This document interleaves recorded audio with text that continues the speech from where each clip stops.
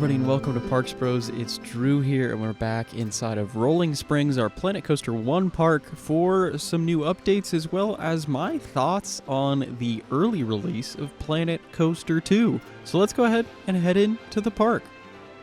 To start, we're going to be heading to the left side of International Street, right next to our, of course, Venetian Carousel, which, speaking of carousels, I heard that in Planet Coaster 2 there's not currently a song that comes attached to the carousels. There's a lot of things going on with that, but we'll talk about it later, because there's some more important things that I gotta cover. I finally got around to theming Morris Motors, and realistically what I mean by theming is I put a bunch of trees all around. The only thing I really did with this ride was just put some trees in and just kind of beautify it a bit. However, I wanted to keep it semi-realistic in the fact that usually with these rides it's pretty sparse in terms of theming or tree life, and I kind of kept to that idea with only one building being added and then just plant life everywhere. So let's go ahead and look through the very simplistic queue real quick. We can go ahead and skip some of these switchbacks and get this nice little peek into what the ride is looking like currently. Of course, beyond the fences in the back right will be the backstage area of the park eventually. But let's go ahead and just do a quick walkthrough. I'll put a POV of this ride at the very end of the episode as we kind of hop, skip, and jump over the cars. It's all looking really, really nice, if you ask me. I have some nice little Easter eggs here and there. This garage building that actually gets close enough where I put in a little bumper that the cars can kind of bump up against if you actually have control, like you should, at least with this model of antique cars. And right next door, just some super simplistic theming, kind of blocking off the main view of the pathway to get into the garage. And I figured this would actually be a real maintenance area for the ride itself. And just because you'd be able to pop this off the track pretty easily and then just scooch it into the garage section. And it makes it super easy for maintenance. But getting a look at the bridge a little closer, you can kind of see down into this miniature valley or ravine that's underneath. I think it's kind of a nice storytelling element to just be like, hey, we're testing out these brand new cars. Now you're going to end up heading off-road. Let's see how it works. That's kind of the route I went with it. I also made sure that almost every part of this ride is actually pretty accessible if any of these antique autos end up, sputtering out to the point where they can't go anywhere or don't have enough power to make it up the hill. Because I can hear, obviously, a gas engine. I don't know if that's just because these have a gas engine in game or are just making the sound. I would assume it's the former, but it's pretty interesting to think about all these little details that a real park would have to look out for, especially if, oh no, this car down here gets stuck going up the hill. What happens now? Well, you're going to have to push that car up with maintenance. You're going to have those guests hop off the ride and be able to make it safely up to the exit. So my thought process behind that was connecting a lot of the ride path with concrete walkways, such as the one I'm standing on currently. So this kind of connects up to the station right here and goes around this nice little planter and connects this entire front area, which I think is really, really cool. And then we'll go ahead and follow this car into the off-road section. I'm really proud of this bridge. It's super simplistic, but it just looks so, so nice. But yeah, I have a little sign just to be like, hey, careful, rocks might fall. Add to the terror of going down on an antique autos. Obviously, you'd pick up a little bit of speed, too. So it does get a little bit scarier, but I will say in-game, these rides are so ridiculously overrated. It's kind of wild, if you ask me. I believe this has one of the highest ratings in the entire park, right behind the Mach Launch Coaster and the B&M Dive Coaster. It's like, how does that make sense? Anyway, as we walk down this ravine, you can get some really nice views looking upward. Lots of inspiration coming from the antique autos at Cedar Point, especially. That's right underneath Valraven, or at least was when I rode it back in 2019. And that ride kind of inspired exactly what I was going for here. Now, originally, I was going to go more in the vein of Gilroy Gardens and add more theming elements, and that's what I was stuck on for so long. I've been holding this ride off for probably about 2.5 months now, which is wild to think about in terms of this park. But I finally said, you know what? The actual Cedar Fair approach to this would be something more similar to the Kings Island Antique Autos, or of course the Cedar Point one, which I took the main inspiration from. Now, eventually you get up to another one of these concrete pads that ends up being just easy access for anyone that ends up getting stuck on the ride. And this is kind of a royal garden, if you will, but it's super plain. Didn't want to add much more here. It's obvious that the budget was not in order for adding more statues here. However, speaking of statues, we do have the princess here that is actually a walk-around character, so it kind of ties into that side of International Street a little bit better. And right next to it is, of course, this little access pathway that reaches down into this twisting turn. So if something happens and they're closer to this side of the walkway, they can just walk up this way and then walk out through the back of the station here. If you're curious, the last turn is very simplistic. There's just little bits of foliage and flowers and this nice bright red and purple coloring to kind of pop out against the just insane amounts of green that you see here. And actually, speaking of purple, you can kind of see Wendigo in the background from here, which is just stunning. It feels like a real park from a lot of these vantage points on the ride itself.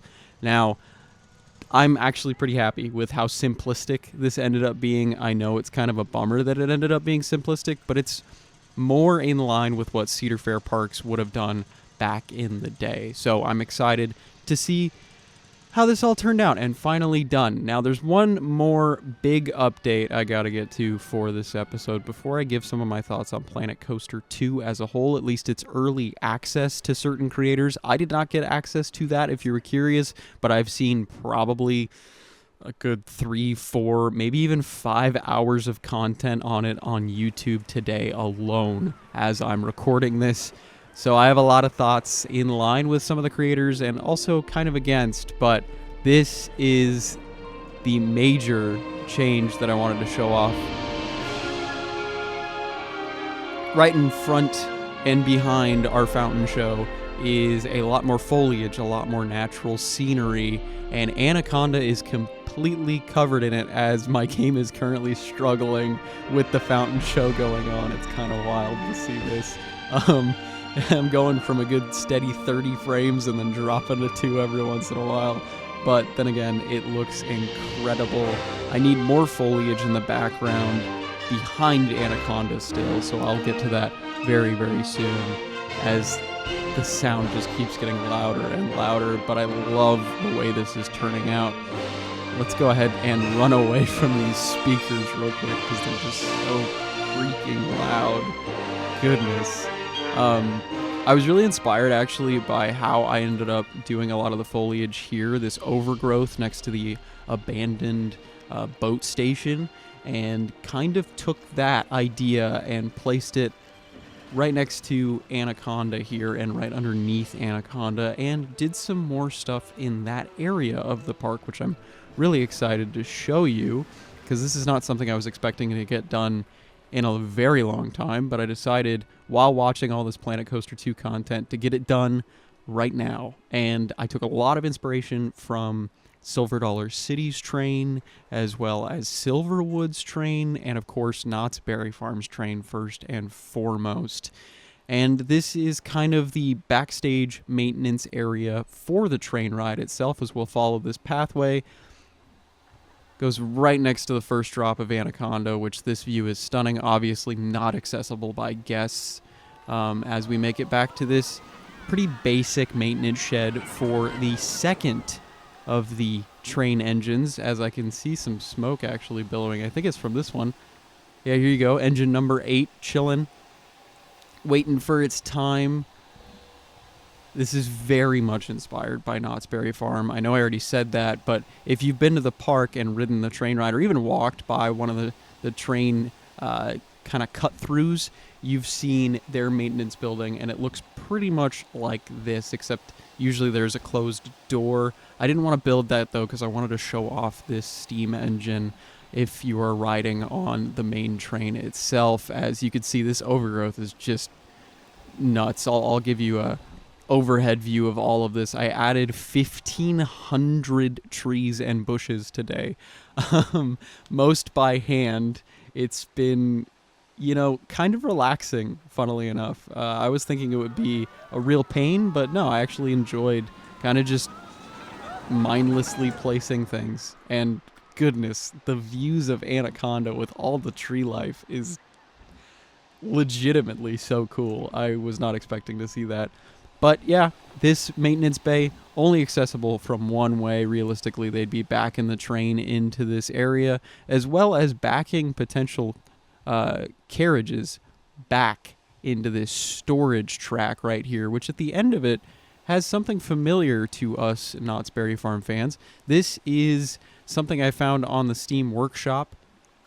It's based off of the Galloping Goose. This is engine number 67. If you don't know what the Galloping Goose is, it is this diesel truck that was fitted to train tracks in Colorado in the early to mid 1900s. I think it was the 1920s and 1930s more specifically that it was in use, and it was used to bring coal back and forth to different parts of Colorado, specifically the mountainous parts. And that's exactly where we are in this park. So I thought it would be cool to give a nod to it, and I found this amazing piece on the workshop just typing in Galloping Goose, and I love it. I think it's amazing. If you ever get to Knott's and it's an empty enough day where you can ride the Galloping Goose, do it. It is so cool. I believe it's the only one left in service in the world, so definitely check it out. It's amazing that it's still up and running, and it's so cool to see it just riding around the tracks. But yeah, I figured give a little nod to that because we are in Colorado. If anything, this could be another one. Maybe not in service anymore. Maybe actually used as kind of like a help for the carriages if they're ever on the storage track. Although you can see by all the overgrowth, the storage track is not used that often. But yeah, maybe it helps push those carriages along if they don't want to back the steam train all the way back up, or maybe something along those lines. I don't really know, but we might as well give you a view from this kind of daunting trestle bridge that goes over our rapids ride here, and turn around to see more of the kind of eclipsing foliage. It's so cool to me. I think it looks so much better. And it was just literally spamming bushes, trees, bits of rocks here and there. And I can't wait to do it for the rest of the area around Anaconda. I think it's just all stunning, honestly. It reminds me a ton of course, Silver Dollar City, first and foremost, with just how overgrown everywhere around their train is, because you're really just going into the middle of the Ozark mountain range, and it's just beautiful, but you are literally completely in the wilderness, and it's wild to me. But I did some custom supporting just to make sure, the Anaconda could make it over the tracks okay without any extra stress added on any especially faster moments of the ride. So I did some custom supporting. It looks a little jank, but what arrow supports are not jank? I mean, look at the rest of the ride here. It's just wild looking. Obviously got to do some more custom supports for this ride in the future anyway. But yeah, I think it looks really, really good. And I was hoping the entire time I've been talking that the train would be here. Oh, there it is. Thank goodness. So yeah, we can get a cool couple views of the main steam engine coming in past its maintenance area. I think this is just so cool. I'm actually legitimately proud of this. And it was literally nothing but spamming trees. At least it felt like that all day. Yeah, I think it looks really, really cool. And then as it goes underneath Anaconda a couple times, actually. I'm shocked that train car is not full, actually. Maybe it's because I only have 500 people in the park, but yeah, I think mentioning 500 people in the park is a great segue because we got to talk about Planet Coaster 2. So if you've been living under a rock the past 24 to 48 hours when this comes out, you wouldn't know that Planet Coaster 2 early access NDAs have expired, and all of the coaster content creators, or Planet Coaster content creators, I should say, have been able to post their thoughts, their playthroughs, their Let's Plays, everything they want about the early access version of the game that they got, which supposedly that is the opening day version. Hopefully not, I honestly think, because there are some pretty crazy issues that most creators have seen so far. Now, I won't say anything about like lacking pieces. I do think it's weird to not have any glass. However, I kind of get it. New lighting engine. They were probably worried about it not refracting light the right way or something along those lines. But when it comes to guests specifically, this is why I kind of got started on it. There is a hard cap of 6,000 guests in a park, even if you're on a overloaded PC. Like, why? That's my question. Why? I know they're trying to integrate this really, really well with console, which is pretty admirable if you ask me. It's going to be easier for more and more people to be able to share their content across platforms. But limiting to 6,000 guests as a hard cap is kind of wild, because even on my PC, which is just barely going to meet the minimum requirements for Planet Coaster 2, unfortunately, can run this park, not well, albeit, but it can run this park with 8,000 guests in it. And that's without opening every single ride that I have on offer. So I'm sure it could go up to 10,000. However, I have not been brave enough because I'm ending up with about 3 frames a second when I do that. Going over a couple other things, though, the fact that they've gone back on things that we've complained about in Planet Coaster as well as Planet Zoo over and over again, with the easiest one to highlight, literally, is the highlighting. It's funny I mentioned highlight because that is specifically what we're talking about when I mention this. The fact that when you highlight certain parts or pieces or rides, that when you try and change the color, they have this blue hue on them, so you can't actually tell what the color really looks like. They changed this in Planet Coaster. They changed it in Planet Zoo. But the fact that we've complained about it to the point where they've changed it in multiple of their previous games and left it this time around is a little odd to me. And don't worry, I know I'm mentioning the negatives that I have first. I will have tons of positives after we get through them. I figure ending on a good note is usually nicer. There are other parts of this game that just seem to be genuinely unfinished. This is something I said when they first announced the game to a couple friends of mine, and it felt like they were trying to do Planet Splash or Planet Slide or Planet Flume specifically on console, and then halfway through the development changed direction and tried to make it Planet Coaster 2 and still kept the emphasis on console. Now, if console is more successful, then that makes total sense. However, it feels like with the UI changes that they currently have, it kind of alienates a lot of your PC players with having to click things multiple times just to do one simplistic thing, or cutting out other shortcuts that just make building more enjoyable and take up a lot less time. And then, of course, the issue that I have, first and foremost, is how coasters look. Now, don't get me wrong. I think that these coasters are incredibly smooth. They look even more realistic in certain cases. However, the smoothing that they have is odd, and I'll have to get my hands on it first. I have pre-ordered the game already. You will see gameplay of this from my perspective almost immediately once it releases. But there's something about the way the coasters look that reminds me of Roller Coaster Tycoon World, and that worries me. I will say, with Planet Coaster 1, yes, the coasters are not very smooth. However, off-ride, they look fairly realistic for the most part. I don't know if I can say the same with a lot of the coaster builds I've seen thus far from Planet Coaster 2. Even the more experienced coaster builders seem to be building rides that don't quite hit that realism that I'm looking for from the game. But switching gears a little bit more now, the water parks are incredible. Like, every water park I've seen, while yes, they have some glitches and things aren't working quite right, that's expected, they all look gorgeous. Like, the game looks incredible through and through. There have been certain builds I've been able to see, specifically the Estan Wolf creation, unbelievably detailed and gorgeous.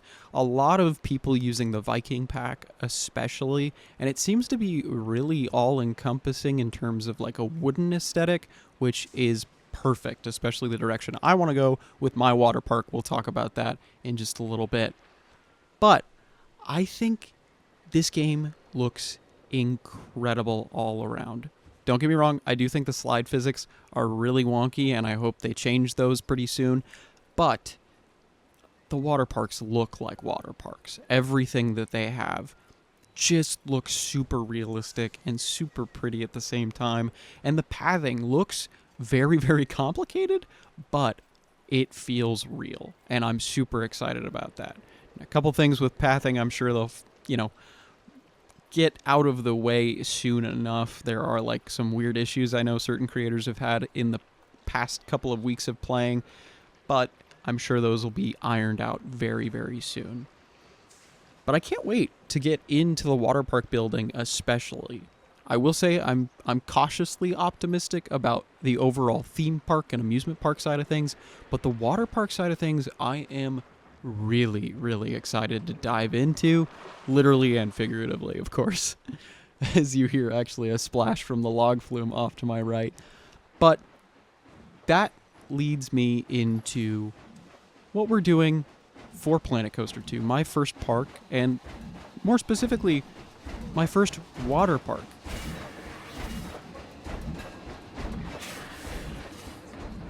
I had to let the train go by real quick, sorry. I'm just super excited, as you guys have been helping vote over the past couple of weeks what we're going to be doing. You guys wanted a realistic water park. You got it. It might be a little harder to go lighter on the theming, but we'll see. I'll see what I can do. Then I asked if you guys wanted it to be related to Rolling Springs, as this park will be going onward through the next couple of months until I end up finishing it or my computer straight up can't load it anymore. And in either case, it will be released onto the workshop in multiple different versions, and I'm very excited for you guys to check it out eventually. And of course, I'm going to have plenty of pretty in-depth videos talking about the history of the park overall. But you guys want an adjacent water park, at least a good portion of you. I believe the last time I looked at the vote, it was over 70% of people said they wanted the water park that I'll be building to relate directly to Rolling Springs. Yeah, 75% of votes when I'm looking at it. That's just incredible if you ask me. So I'm excited to keep the lore of this park going. Now I need a name for it. Let me know a name. What would be a good Cedar Fair style water park name that goes alongside Rolling Springs? There's a couple ideas in the comments so far. Bubbling Brook, Rolling Rapids, Sliding Springs. What do you guys think? Let me know down in the comments below. I am really excited. I will say a lot of Cedar Fair parks unfortunately go by the Soak City idea, right? Like Kings Island, Soak City, Knott's, Soak City. I could go along those lines as well and be like Rolling Springs, Soak City. I feel like that's kind of a mouthful, honestly, but I'm really excited to hopefully be able to build in the alpine biome and make a very small realistic water park as my first project in Planet Coaster 2, and it'll exclusively be a water park first before moving on to other projects we'll do in the future. So make sure to stay tuned within the next week as the first episode in that series, as well as maybe even a couple live streams, will be happening when the game officially drops. I'm super excited to get my hands on it, see if they changed some things from the early access version or not. And even if they haven't, I'm over the moon the fact that this game is getting a sequel. and I can't wait to try it out myself and build the adjacent water park to Rolling Springs. It's going to be a lot of fun, and I hope you guys stay tuned with it because I'm going to need your help figuring out a lot of how this park is going to look and feel. I'm super excited to keep going on Rolling Springs itself until it's done. And actually, I've got some merch coming soon, believe it or not, for this park and eventually the water park whenever it has a name. So stay tuned for that as well if you are a fan of this fictional theme park. But with all that said, thank you all so much for watching. I really do appreciate you tuning in and helping build this park. But until next time, we'll see you on the next ride.